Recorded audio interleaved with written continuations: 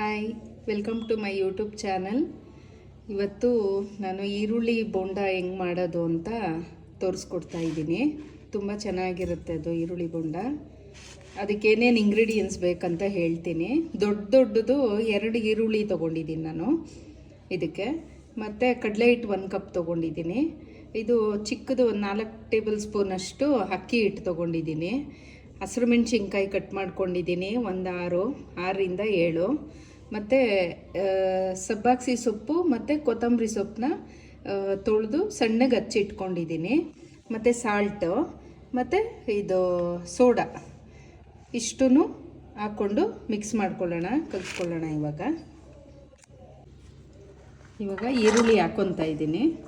First ಈರುಳ್ಳಿ, ಹಸಿರು ಮೆಣಸಿನ್ಕಾಯಿ,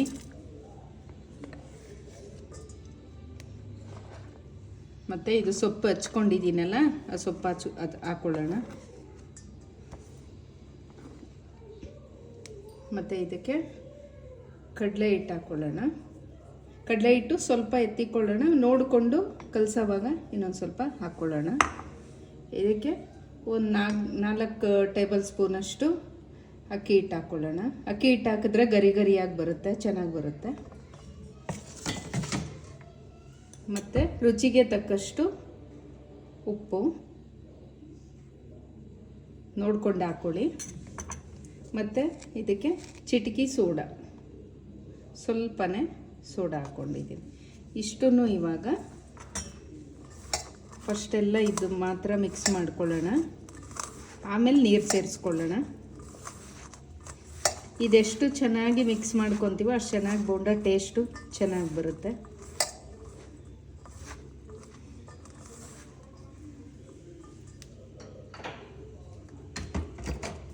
ಇವಾಗ ನೀರು ಸೇರಿಸ್ಕೊತಾ ಇದ್ದೀನಿ ನಾನು. ಇದೆಲ್ಲ ಮಿಕ್ಸ್ ಮಾಡಾದ್ಮೇಲೆ ನೀರು ಸೇರಿಸ್ಕೊತಾ ಇದ್ದೀನಿ. ಸ್ವಲ್ಪನೇ ಸೇರಿಸ್ಕೊಂಡು ಕಲಿಸ್ಕೊಬೇಕು. ಒಂದೇ ಸರಿ ನೀರು ಹಾಕ್ಕೊಂಡ್ಬಿಟ್ರೆ ಬೋಂಡ ಚೆನ್ನಾಗಿ ಬರಲ್ಲ.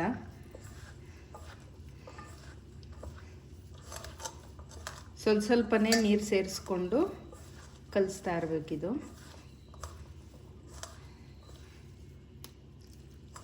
ನೋಡಿ, ಇವಾಗ ಒಂದು ಸ್ವಲ್ಪ ಅಕ್ಕಿ ಹಿಟ್ಟು ಬೇಕು ಅನಿಸ್ತಾ ಇದೆ. ಅಕ್ಕಿ ಹಿಟ್ಟು ಮಿಕ್ಸ್ ಮಾಡೋಣ, ಸಾಲ್ತಾ ಇಲ್ಲ ಅದು.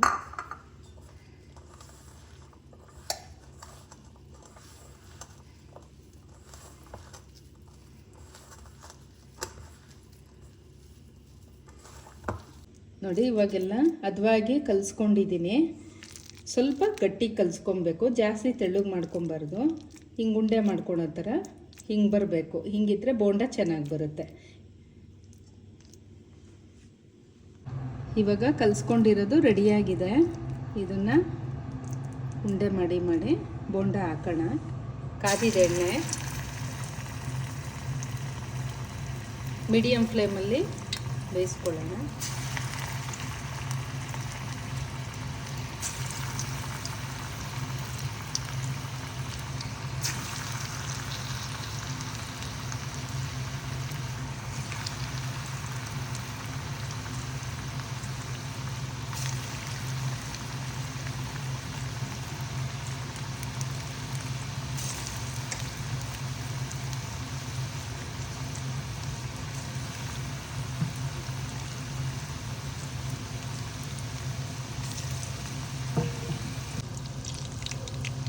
ಮೀಡಿಯಮ್ ಫ್ಲೇಮಲ್ಲಿ ಬೇಯಿಸ್ಕೊಳ್ಳೋಣ.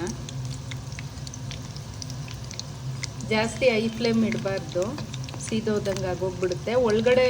ಮೇಲ್ಗಡೆ ಬೆಂದಿರುತ್ತೆ, ಒಳಗಡೆ ಬೆಂದಿರಲ್ಲ, ಹಂಗಾಗ್ಬಿಡುತ್ತೆ. ಸ್ವಲ್ಪ ಲೋ ಫ್ಲೇಮಲ್ಲಾದರೆ ಹದವಾಗಿ ಬೇಯುತ್ತೆ.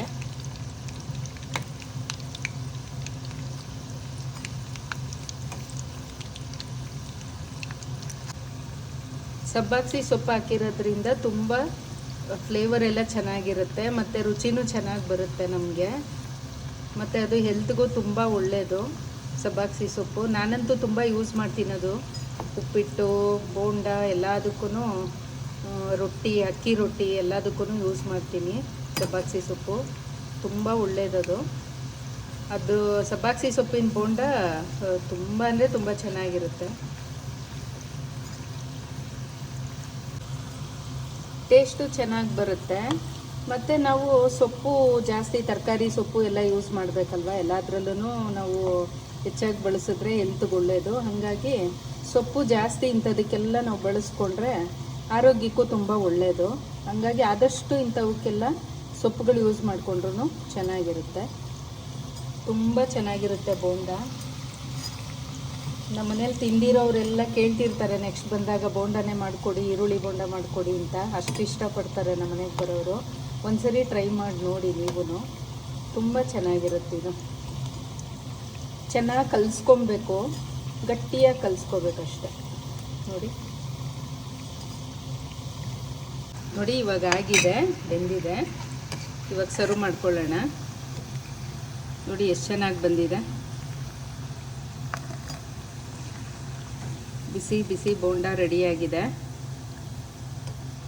ಯಾರಾದರೂ ಮನೆಗೆ ಗೆಸ್ಟ್ಗಳು, ಫ್ರೆಂಡ್ಸು ಅರ್ಜೆಂಟಾಗಿ ಬಂದ ತಕ್ಷಣ ಅರ್ಜೆಂಟಾಗಿ ಮಾಡಿಕೊಡೋಕ್ಕೆ ಚೆನ್ನಾಗಿರುತ್ತೆ ಕಾಫಿ ಜೊತೆ. ನೋಡಿ ಕ್ರಿಸ್ಪಿಯಾಗಿ ಬಂದಿದೆ. ನೋಡಿ ಎಷ್ಟು ಚೆನ್ನಾಗಿ ಬಂದಿದೆ, ಘಮ ಘಮ ಅಂತ ಇದೆ. ನೋಡಿ ರೆಡಿಯಾಗಿದೆ ಈರುಳ್ಳಿ ಬೋಂಡ, ತುಂಬ ಚೆನ್ನಾಗಿರುತ್ತೆ. ಯಾರಾದರೂ ಬಂದಾಗ ಒಂದು 10 ನಿಮಿಷಕ್ಕೆಲ್ಲ ಮಾಡಿಬಿಡ್ಬೋದು ಇದು. ಒಂದ್ಸರಿ ಟ್ರೈ ಮಾಡಿ ನೋಡಿ.